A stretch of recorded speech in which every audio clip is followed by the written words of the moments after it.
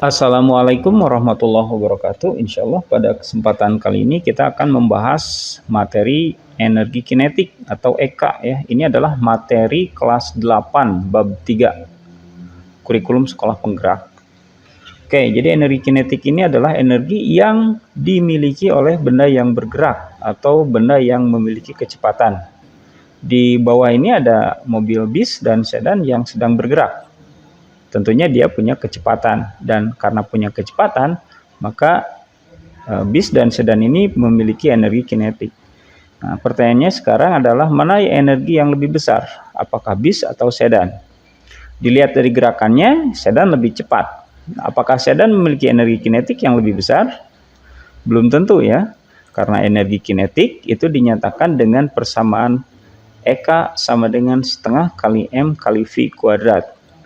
EK ini adalah energi kinetik dengan satuan Joule, M ini adalah massa dengan satuan kilogram, dan V ini adalah kecepatan, V dengan satuan meter per detik. Ingat, V-nya harus dikuadratkan. Jadi dari rumus ini juga kita ketahui bahwa ada dua faktor yang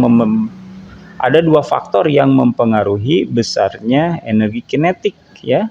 Yang pertama adalah massa dan yang kedua adalah kecepatannya. Oke, kita langsung ke contoh soal. Benda bermassa 9 kg bergerak dengan kecepatan 4 meter per detik.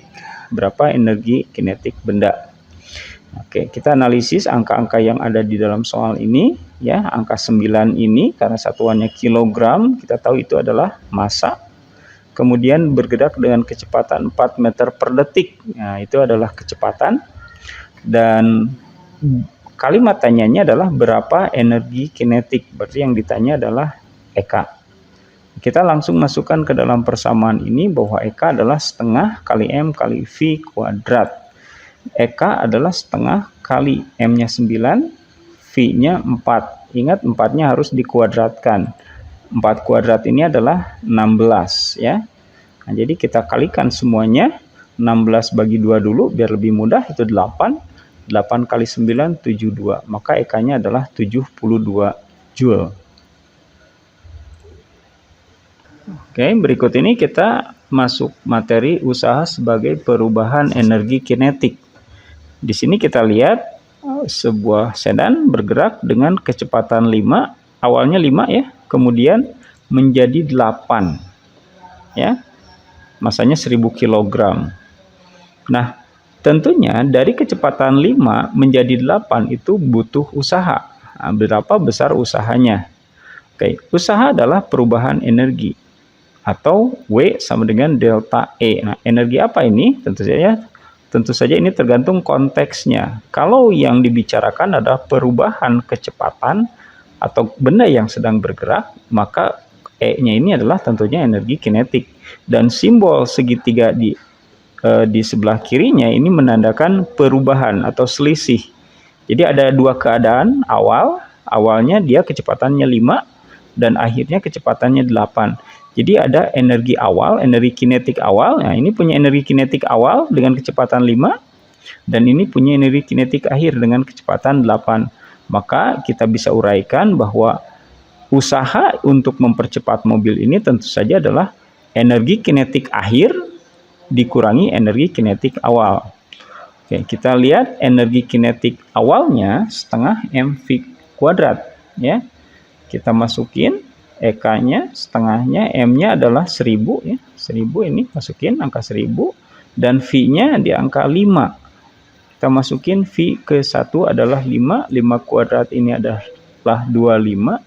Maka 500 kali 25 ini menghasilkan angka 12.500 Joule untuk energi kinetik yang pertama ya.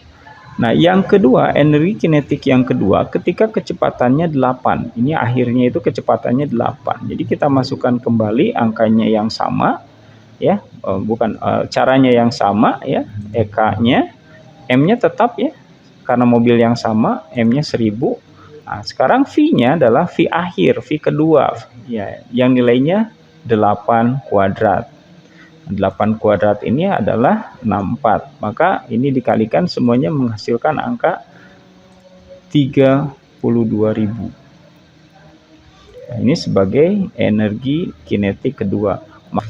Maka kita balik lagi ke persamaan ini, maka W ini adalah energi kinetik akhir atau EK2, ini 32.000 dikurangi dengan 12.500. Ini hasilnya adalah 19.500 Joule. Jadi usaha untuk mempercepat mobil ini dari 5 meter per detik menjadi 8 meter per detik adalah sebesar 19.500.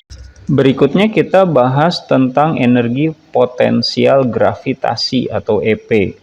Energi potensial gravitasi ini adalah energi yang dimiliki oleh benda yang memiliki ketinggian tertentu dari permukaan tanah, ya. Jadi nanti energi potensial gravitasi ini akan disebut sebagai energi potensial saja. Karena yang kita bahas adalah energi potensial yang tergantung pada ketinggiannya, ya, posisinya terhadap permukaan tanah. Jadi benda-benda yang punya ketinggian tentunya punya energi potensial. Ini apel ini punya energi potensial, ya.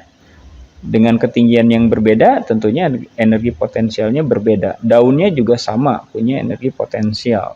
Tidak hanya ini, mungkin genteng juga punya energi potensial. Pokoknya ada yang memiliki jarak tertentu dari permukaan tanah itu memiliki energi potensial. Nah, apa yang mempengaruhi besarnya energi potensial? Ya, ternyata dipengaruhi oleh 3 hal. Yang pertama adalah bahwa energi potensial ini tergantung pada M. M itu adalah massa dalam satuan kilogram. G adalah percepatan gravitasi. Ya, untuk bumi, G-nya nilainya adalah 10 meter per detik kuadrat. Ya. Dan H ini adalah ketinggian dalam satuan meter. Kita masuk ke contoh soal.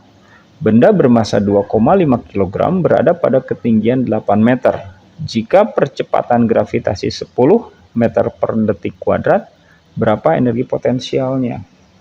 Oke, kita analisis. Biasa analisis diketahui apa yang angka-angka apa yang ada di sini. Kita lihat 2,5 dalam satuan kilogram, ini tentunya adalah massa. Kemudian ada 8 meter. Meter ini adalah tinggi, ya, ketinggian, dan percepatan gravitasinya 10. Ya, kalimat tanyanya adalah berapa energi potensial. Berarti yang ditanya adalah EP.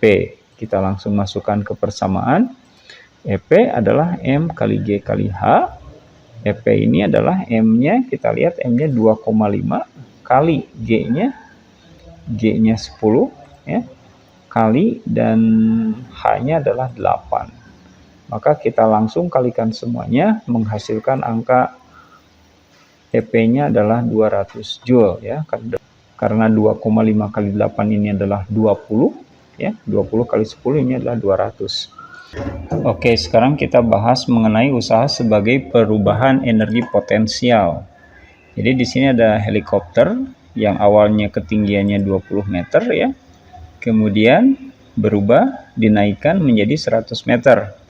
Nah, kenaikan ini tentunya memerlukan usaha, ya. Berapa usaha untuk menaikkan helikopter ini? Diketahui bahwa helikopter ini 300 kg dan dia ada di permukaan bumi, ya, di dekat bumi, di bawah pengaruh gravitasi bumi. Oke, kita balik lagi ke definisi bahwa usaha sama dengan perubahan energi. Ya, dalam konteks ini, maka energi yang dimaksud adalah energi potensial. Sehingga W adalah EP akhir kurangi EP awal. EP akhir ini energi potensial akhir pada ketinggian 100 meter, sedangkan EP awal adalah energi potensial pada awal, ya, pada ketinggian H1 20 meter. Oke, kita masukkan langsung ke dalam persamaannya bahwa EP itu adalah M kali G kali H. Ya, kita turunkan M-nya 300, ya, 300 kilo di sini. G-nya adalah 10 karena ini di dekat permukaan bumi, di bawah pengaruh gravitasi bumi yang nilainya adalah 10. Dan H adalah ketinggiannya, ketinggian awal yang angkanya adalah 20. Maka kita kalikan, kita dapatkan angka EP1 adalah 60.000. Ya, itu EP1. Nah, sekarang kita lihat di EP2 atau energi kinetik, energi potensial di ketinggian 100 meter. Kita masukkan EP2 sama dengan 300, M-nya 300, G-nya 10, dan H-nya adalah 100. Kita dapatkan angka 300.000 Joule. Ya, ini kondisi energi potensial setelah dinaikkan.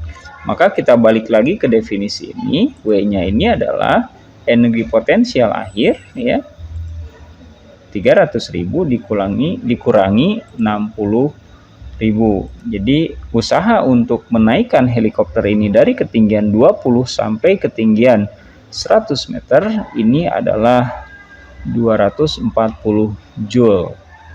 Oke, itu mungkin yang bisa disampaikan kali ini. Terima kasih. Assalamualaikum warahmatullahi wabarakatuh.